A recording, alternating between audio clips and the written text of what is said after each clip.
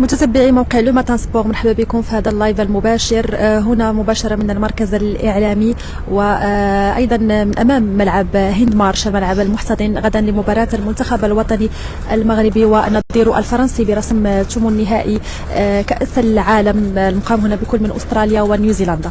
إذا قبل قليل كانت الندوة الصحفية الخاصة بالناخب الوطني رينالد بيدروس ولاعبة المنتخب الوطني اللاعبة نسرين شاد، والحديث أيضا كان حول أيضا مباراة المنتخب الوطني المغربي والمنتخب الفرنسي. رينالد بيدروس كيعرف الصعوبة ديال هذا المباراة، أيضا كاين هناك العديد من المفارقات يعني في هذه المقابلة هذه، ضمن أنه يعني هو الأصل ديالو فرنسي وغادي يواجه أيضا إيرفي غونار اللي أيضا هو فرنسي.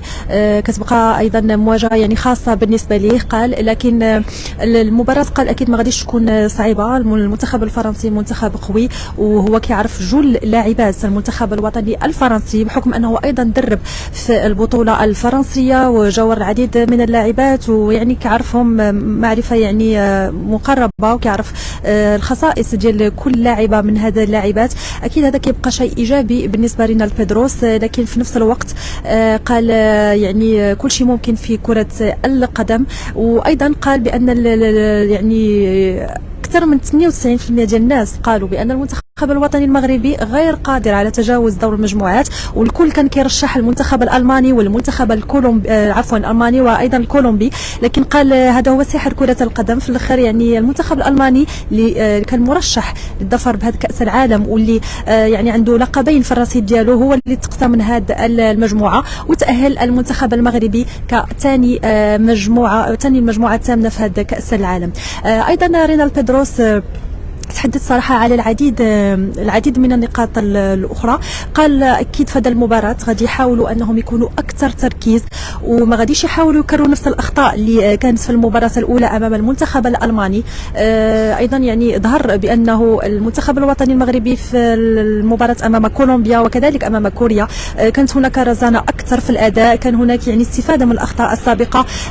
يعني لاعبات يعني قال بأنهم كانوا حزينات بعض الشيء بعد المباراة الأولى أمام ألمانيا، واللي يعني كان هناك إحباط كبير خصوصا نتيجة المقابلة أكثر يعني من المقابلة في حد ذاتها. فنتيجة يعني الخسارة بستة كانت قاسية جدا كأول مشاركة وكأول مباراة، وكنعرفوا بأن المباراة الأولى دائما ما تكون هي مباراة المفتاح في كأس العالم، فكان هذا الشيء يعني شيء محبط بالنسبة للاعبات. لكن قال الشيء الإيجابي أنهم قدروا يخرجوا من هذه القوقعة وهذا الإحباط، ويعني رجعوا كما كنقولوا يعني بشكل سريع جدا للعمل، وعادوا يعني واستعدوا من جديد ودخلوا بنفسيه ايجابيه في المباراه الثانيه. يعني هما كانوا كيفكروا قال مباراه فكروا انهم يربحوا اكيد المنتخب الكوري ومن بعد يربحوا المنتخب الكولومبي ويتسناوا نتيجه المنتخب الالماني والمنتخب الكوري.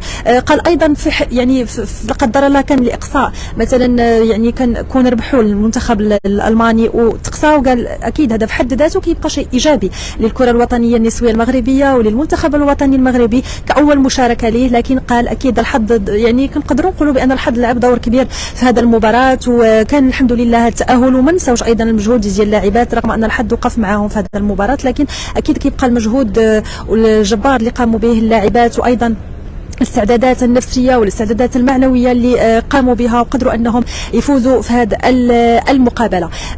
اذا كانت هذه ابرز يعني النقاط اللي كنتحدث عليها رينالد بيدروس. وايضا نقطه اخرى قال بانه حتى لو كان هناك يعني لا قدر الله يعني اكيد هو بغى يفوز في هذه المباراه، وقال غادي نعطي كل ما في جهدي باش نقدر انني نتفوق على المنتخب الفرنسي رغم انه اكيد كنعرفوا بانه فرنسي الاصل. قال هذه كتبقى مباراه خاصه، لكن اكيد قال غادي ندير كل ما في جهدي باش انني نفوز بهذه المقابله ونتاهل لربع النهائي.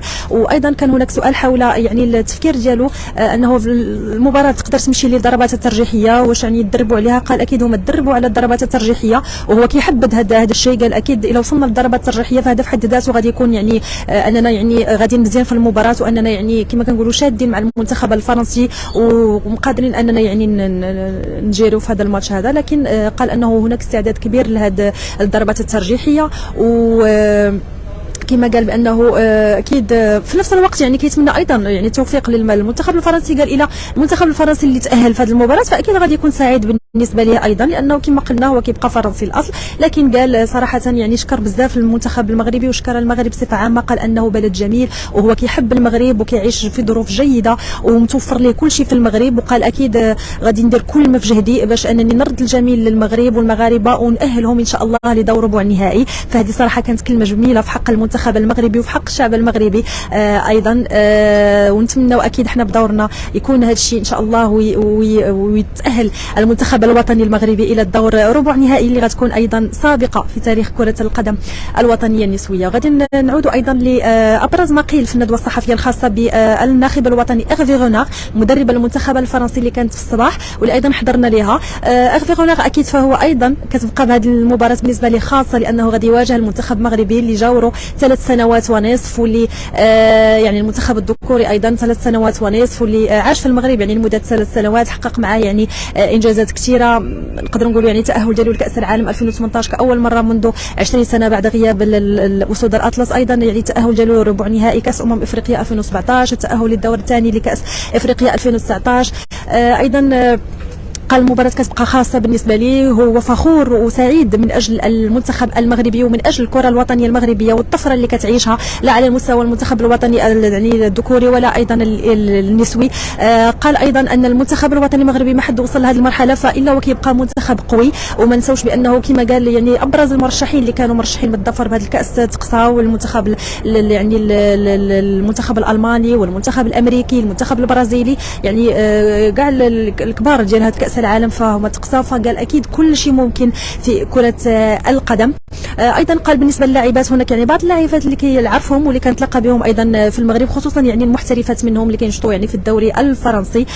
وايضا شكر يعني صراحه هذه ايضا نقطه غادي نذكروها، شكر فوزي لقجع رئيس الجامعه الملكيه المغربيه، وقال كنشكر فوزي لقجع اللي يعني منحني هذه الفرصه هذه انني دوزت 3 سنين ونص يعني مع المنتخب الوطني المغربي وتوفرت لي جميع الظروف باش انه يقدر يعني يحقق هذه الانجازات ويقدر انه يعني يحقق نتائج ايجابيه رفقه المنتخب الوطني المغربي. وقال اكيد كيتمنى كل التوفيق للكره الوطنيه المغربيه وهذا التطور اللي كتعيشه حاليا ان شاء الله. ايضا يعني على المستوى المباراه فقال اكيد انهم يعني تابعوا المنتخب الوطني المغربي وعارفين بانهم عندهم لاعبات يعني ذو جوده كبيره وجوده عاليه وقادرين انهم اكيد يحسموا المباراه لصالحهم. لكن قال ايضا بالمقابل المنتخب الفرنسي عنده لاعبات يعني كنعرفوا يعني ابرز لاعبات المنتخب الفرنسي العميده ويندي غوناغ، وايضا يعني كاين هناك لاعبه من اصول مغربيه اللي هي اللاعبه سكينه الشرقاوي، ايضا هناك لاعبه القرار، يعني العديد من اللاعبات ايضا اللي عندهم يعني كما كنقولوا دوبل ناسيوناليتي واللي كيلعبوا لصالح المنتخب الوطني الفرنسي، واللي ايضا هما كيمتازوا يعني بصراحه يعني بمقومات كبيره. لكن قال ايضا ان الهدف ديالو كيبقى الاساسي هو الفوز امام المنتخب المغربي والتاهل لدور ربع النهائي كأس العالم. اذا اكيد كانت هذه ابرز النقاط اللي تحدث عليها الناخب الوطني اغفي غوناغ مدرب المنتخب الفرنسي، وايضا الناخب الوطني رينالد بيدروس المدرب ديال المنتخب الوطني المغربي، اللي اكيد كنتمناو بدورنا كل التوفيق للبؤس الاطلس ان شاء الله في مباراه الغد اللي غادي تكون على الساعه 6 بالتوقيت الاسترالي وعلى الساعه 9:30 بالتوقيت المغربي. بعد قليل غادي تكون حصه تدريبيه مفتوحه اللي غادي تكون مفتوحه لوسائل الاعلام لمده 15 دقيقه اللي غادي نحاولوا اننا نرصدوا لكم فيها يعني ابرز الاستعدادات ديال المنتخب الوطني المغربي. ايضا البارح كنا حاضرين، كان يعني هناك ماشي غيابات لكن نقدروا نقولوا كانت هناك تدريب انفراديه لكل من خديجه الرميشي الحارسه، وايضا يعني مهاجمه المنتخب الوطني المغربي ابتسام جريدي اللي كانوا كيدربوا انفراديا. لكن نتمنوا اكيد انهم يكونوا حاضرات ان شاء الله، وغادي يكونوا ان شاء الله اكيد حاضرات غدا امام المنتخب الفرنسي. بالمقابل المنتخب الفرنسي ايضا عنده حصه تدريبيه على الساعه 4 هنا بالتوقيت الاسترالي. اكيد بالنسبه يعني للغيابات فما كاين حتى شي غيابات المنتخب الفرنسي. قال اغفي غوناغ في الندوه الصحفيه ان جميع اللاعبات هما جاهزات وحاضرات باستثناء لاعبه يعني اللي سميتها القرار اللي باقي ما تحسمش في المشاركه ديالها من عدمها، واللي غادي تحسم غدا ان شاء الله خلال يعني يوم المباراه. اما بالنسبه للاعبات المنتخب المغربي فكلهم يعني جاهزات كما قلنا باستثناء يعني هاد اللاعبتين اللي داروا تدريب انفراديه واللي يعني كان واضح انهم كنظن انهم غادي يكونوا جاهزات ان شاء الله يوم المباراه. اذا كانت هذه ابرز نقاط الندوه الصحفيه الخاصه بالناخبين الوطنيين للمنتخب الفرنسي والمغربي. ان شاء الله دائما بقوا معنا على موقع لو ماتان سبور، غادي نحاولوا اننا نردوا لكم يعني ان شاء الله ابرز الاجواء الخاصه بمباراه المغرب وفرنسا قبل اكيد المباراه، وان شاء الله بعد المباراه، واللي نتمنوا اكيد بعد المباراه انهم يكونوا حققوا فيها ان شاء الله التاهل لدور ربع النهائي. اذا كانت معكم صراحيا مفادة لو ماتان سبور مباشره هنا من استراليا من ملعب هند مارش اللي غادي يستقبل المباراه المغرب وفرنسا. نتلاقاو ان شاء الله في لايف جديد واخبار جديده ديال المنتخب الوطني المغربي النسوي. الى اللقاء.